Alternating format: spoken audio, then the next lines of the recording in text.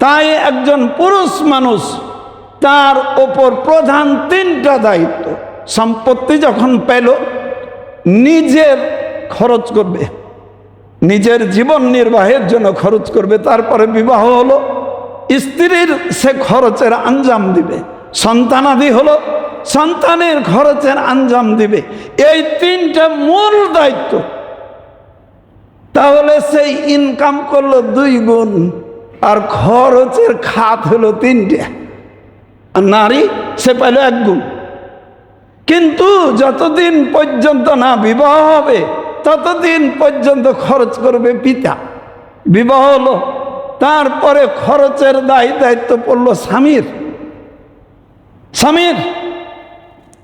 এরপরে যখন বাচ্চা কাচ্চা হলো, এই বাচ্চা কাচ্চা পালনের দায়িত্ব স্বামীর।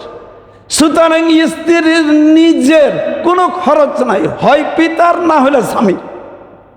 সন্তানেরও কোনো দায়িত্ব নাই, স্বামীরও দায়িত্ব নাই। তাই 2 গুণওয়ালার খরচ হলো 3টে, আর 1 গুণওয়ালার মোটে খরচই নাই। এখন বলেন কে বেশি পাইলো আর কে কম পাইলো? চিন্তা করি, একবার ফিকির করি। তাই ইসলামে যে সম্পত্তি নারীকে দিয়েছে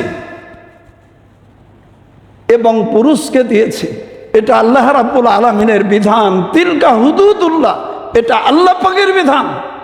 সুতরাং এই যুগে যুগে যুগে যুগে এইরকম ওদের দোসর এবং ওদের ডিম পাড়া যে শিষ্য, এটা কিয়ামত পর্যন্ত কোরআন শরীফের বিধানের বিরুদ্ধে যুক্তি আওড়াতেই থাকবে।